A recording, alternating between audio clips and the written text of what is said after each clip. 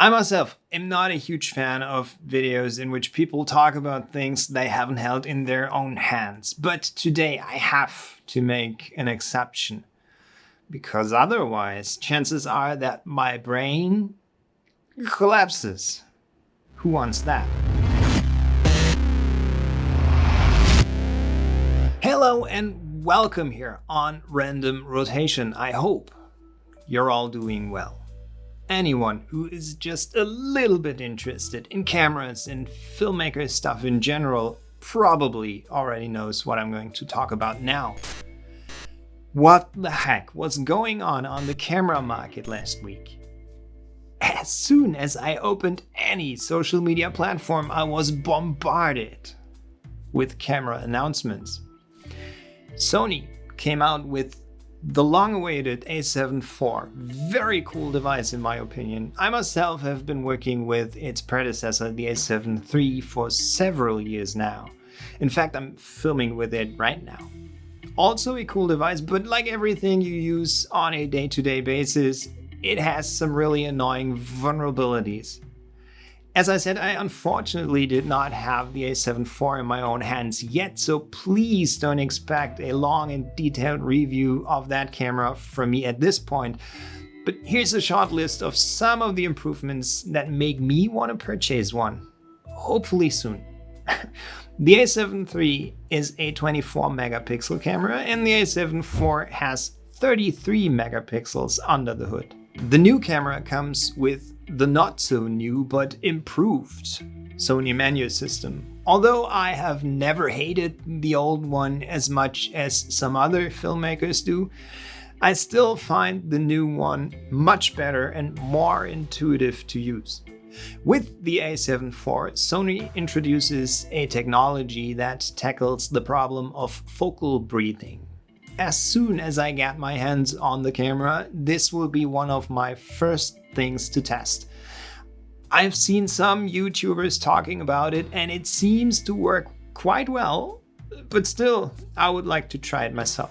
These flappy pod covers annoyed me from day one. They are not very robust and they are always in the way. The A7 IV has the ones Sony also used on the A7III, for example. By the way, behind one of these new covers, there is a full-fledged HDMI port. Thank you. Finally.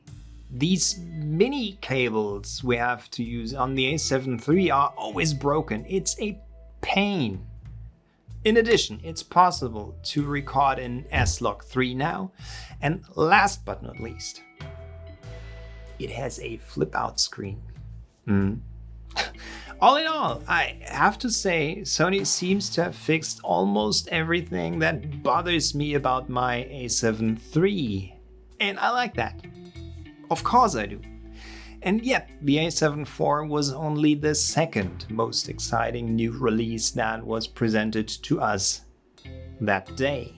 Because just when I thought that technology had somehow become a bit boring, DJI did nothing less than turning the camera market upside down.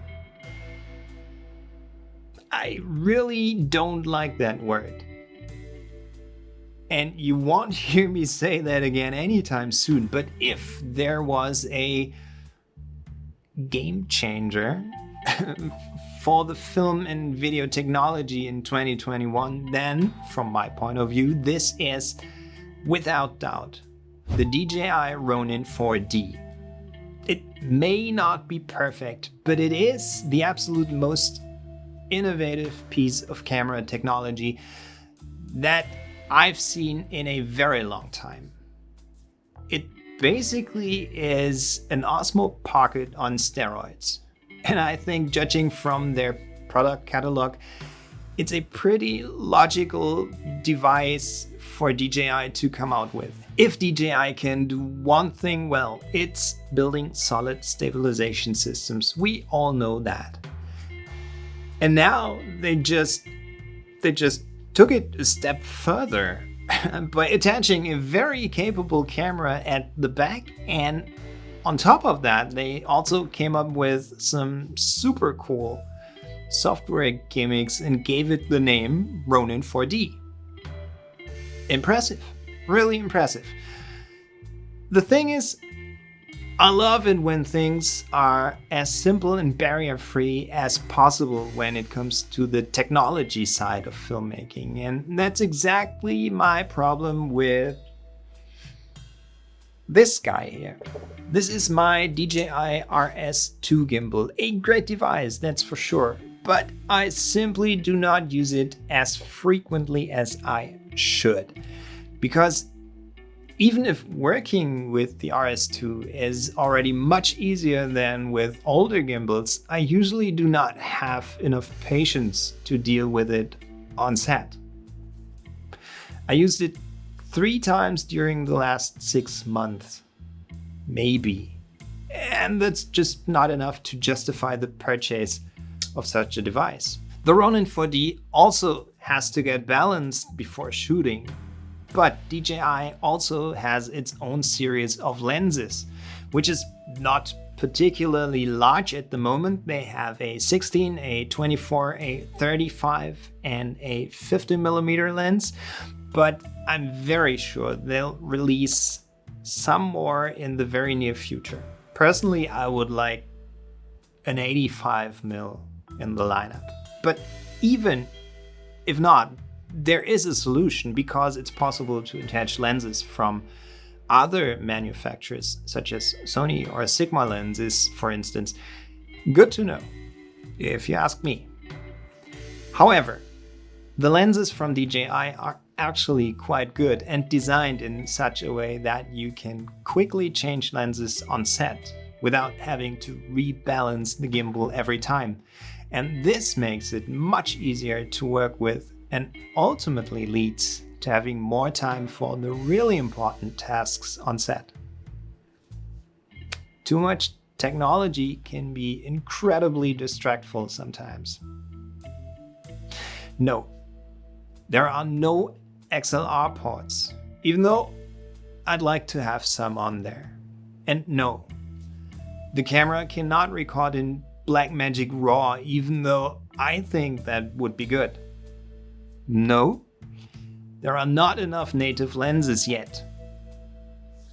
Like I said, it's not perfect, but that's not the point. What fascinates me is the idea of what this camera can change on the market. How will other manufacturers react? Where is DJI itself going with this whole series? And how will filmmakers around the world adapt it into their workflow?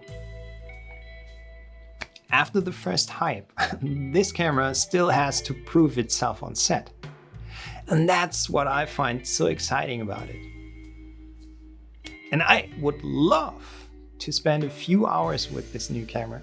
So if any of you happen to have one lying around and you live near Hanover, Germany, I'd like to come around for coffee. Guys, that's it. I really hope you liked this video, and if so, thank you.